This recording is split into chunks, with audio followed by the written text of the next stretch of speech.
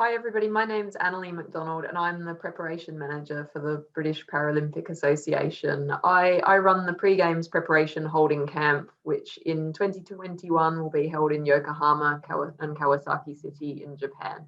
I'm Caz Walton, former Paralympian. So I have a foot in both camps really, because I was just immensely lucky in so much as when I retired from competitive sport, I got a job with the British Paralympic Association. So I finished at my daytime job on the Friday and then started with BPA on the Monday, and I've been involved ever since, which is 26 years this year. So immensely fortunate, and have met some fantastic athletes and staff members and people, and been to so many countries along the way. I think just to point out, Caz was probably underplaying her hand slightly. You know, she's got multiple gold medals, and I mean, the experience she passes on with, like, we had a ball in Tokyo doing our accessibility audit, but actually, you know, the impact of people in Japan seeing Caz and showing them her gold medals from the 64 Tokyo Games. Like, it was just amazing seeing that. Caz, how many gold medals do you have? Could you perhaps tell the audience? Yeah, 10 to date, and I'm probably not going to add to it, I guess, now. But yeah, 10 Paralympic gold medals. Everyone was a joy.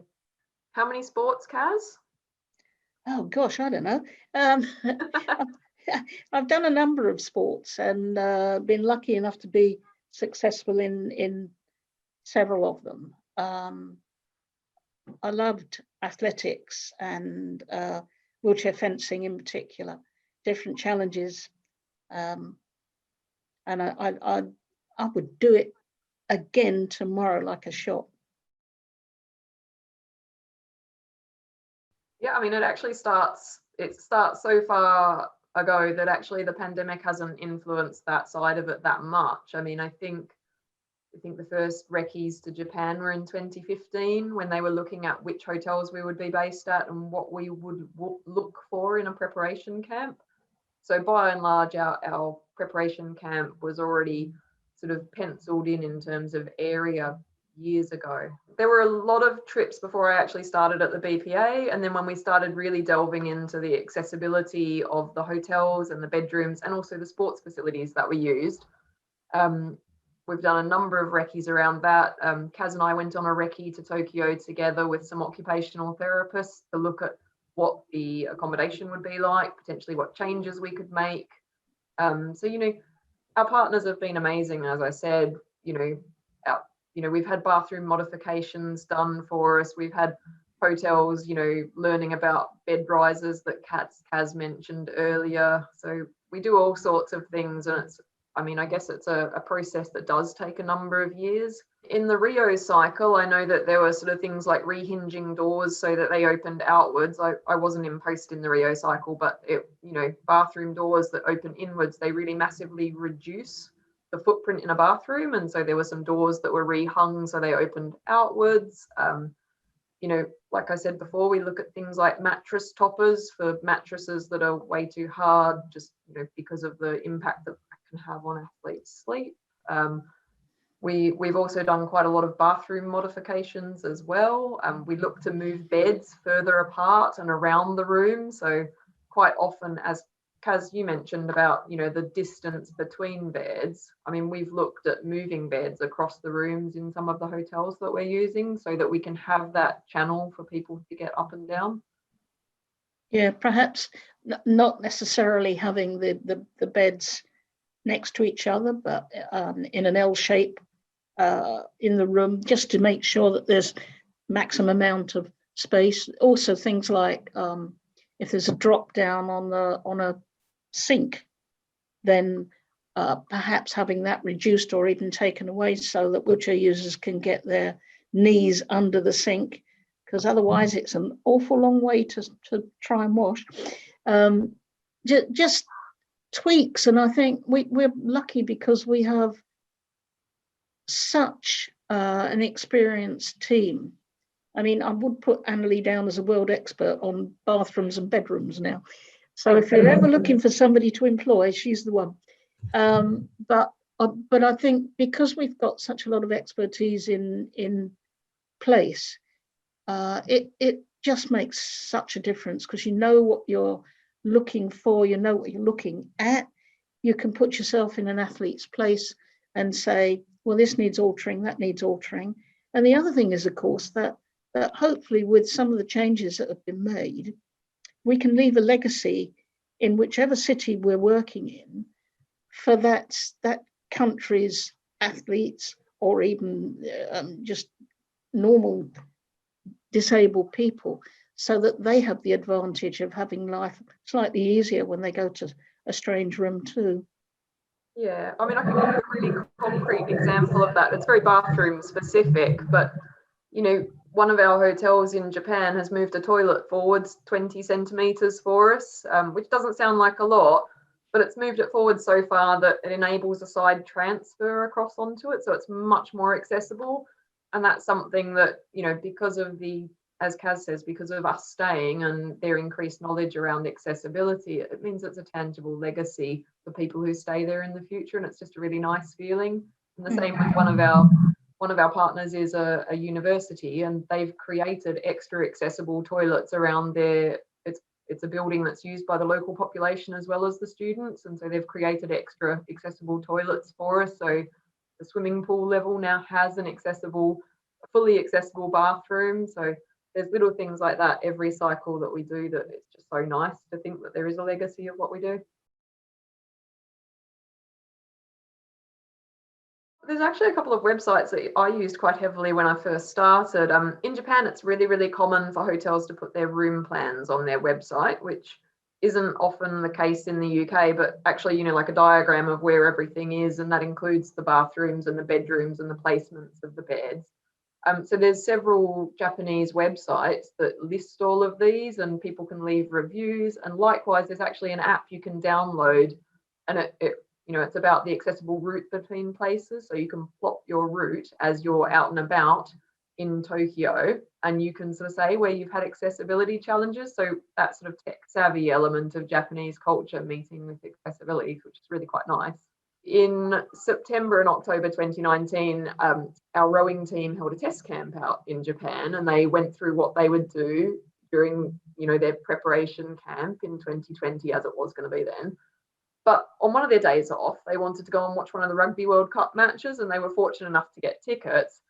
But actually, in terms of crossing the whole of Japan to get to the stadium, which was slightly outside of the city, we used this app to literally find the accessible route across the city, because every subway has little elevators and things between floors. And as you remember, when we went on there, sometimes it took, you know, longer getting down to the subway platform than it did for your subway ride, because of the convoluted nature of the elevators and things. But we actually used the app with the rowing team, and it was just brilliant. That meant that no problem, they knew they could get to where they wanted to go, and then they could log it and leave feedback if they wanted.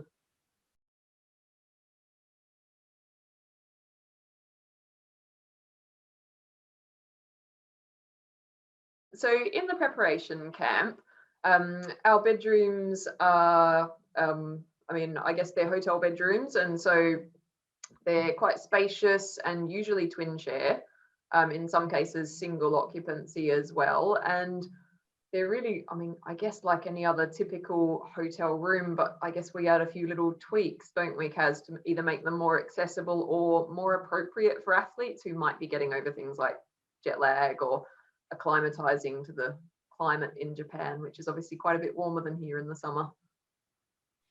Yeah, and I think we've struggled a little bit to find a number of rooms that have total accessibility, as we always do, because hotels are not, I mean, we may have 30, 40 wheelchair users, for instance, which present a whole different challenge in terms of accessibility.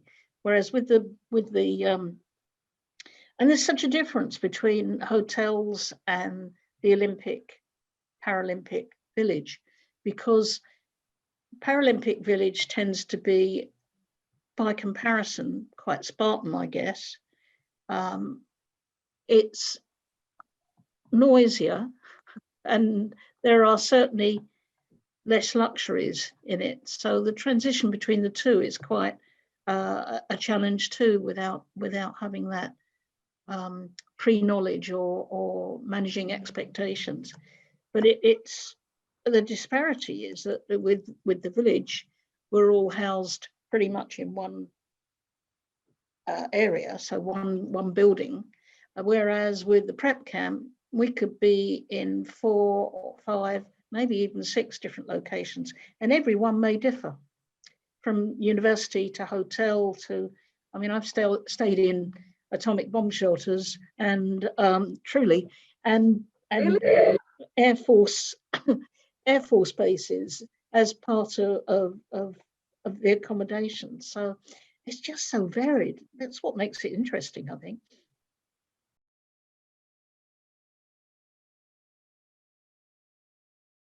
Space is always a really big one for us, and the layouts of the room. So as Caz has mentioned, this is it's something we encounter all over the world, even in the UK. I think the space one in particular is relevant in Japan. Tokyo is a really, really densely populated city, and our preparation camp is outside of Tokyo, but obviously really, really large bedrooms which have turning circles that would enable somebody potentially in a wheelchair, or even athletes with a large number of kit bags.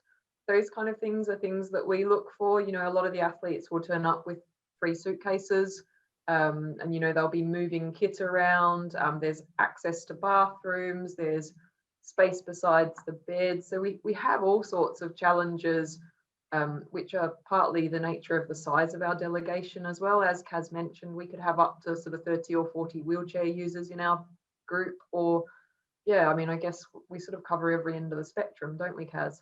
We do indeed. And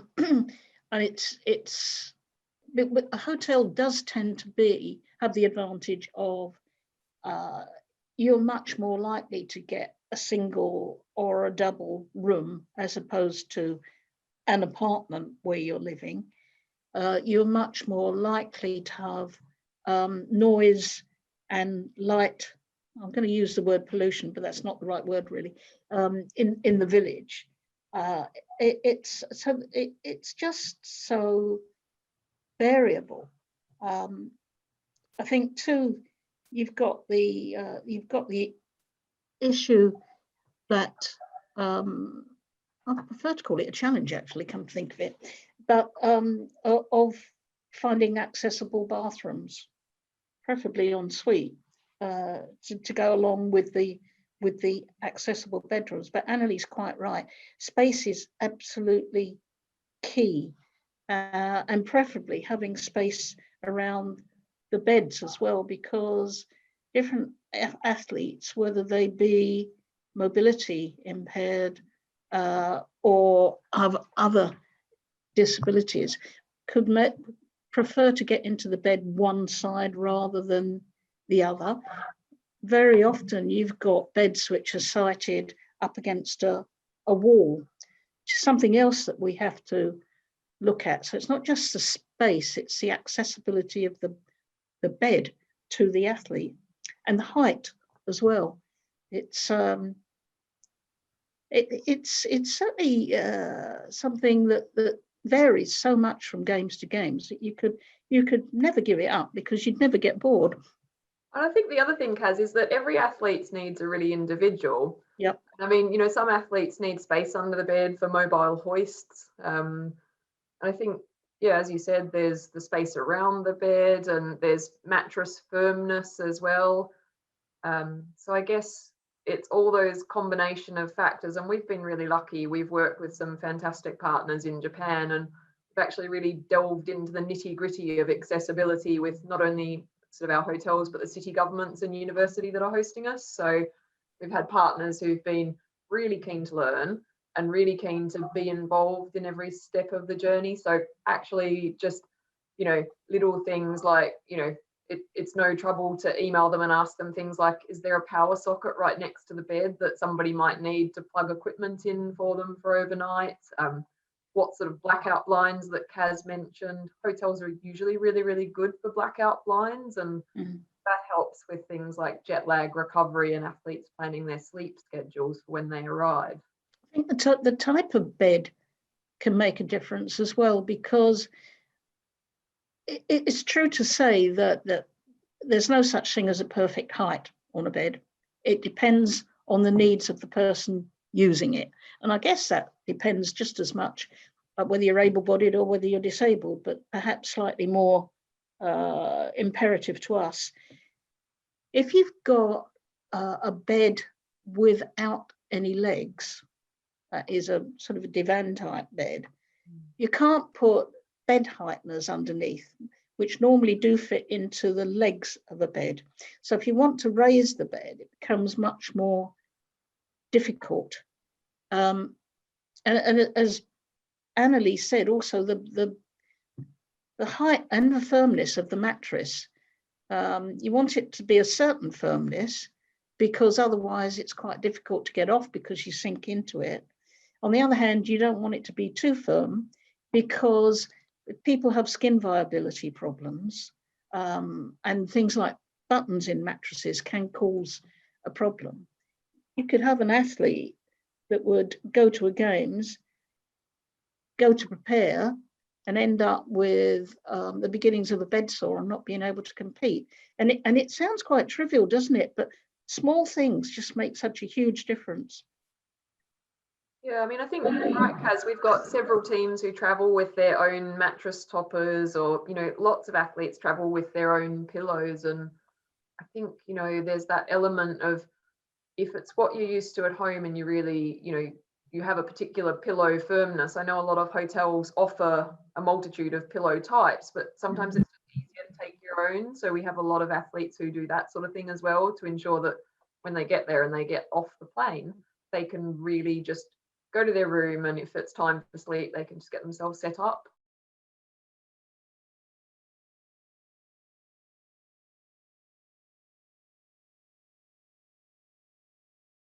There's been such a lot of work done by the Institutes of Sport here in the UK on the jet lag and acclimatization for the Tokyo Games, in sort of specifically because of the time difference and the flights that we will get.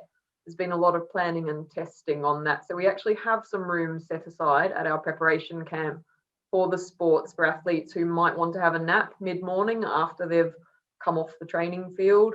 And I think a lot of the sports who are coming to the camp are also checking in the night before, as it were, while they're on the flight, so that when they arrive, they can actually just then go straight to their room and have a night's sleep, rather than waiting for that 3 p.m. check-in. So it's kind of a little bit like having a sleep pod. You know, they're really getting there and they're having that quick 2-hour nap at the most, maybe an hour, just to really kind of start to get their body clock back onto track. As I think that we did that when we went, didn't we? We kind of arrived and we had a sort of a bit of downtime in the sort of when we got there in Tokyo. And yeah, it's quite common. As I said, we do have a couple of bedrooms set aside, so athletes can do that if they want to. Yeah, so timing of flights as well, and the time that you arrive and the time that you depart, to help to try and adjust things for you.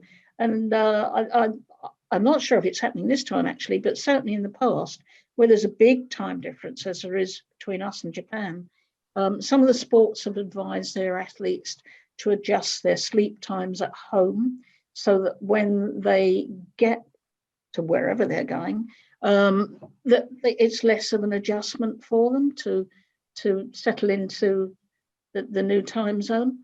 Makes a huge difference, because the time difference between ourselves and Japan is so large that the acclimatization period is feasibly quite a long one, and that makes a difference to the time that you arrive in Japan before you move into the village to start to compete.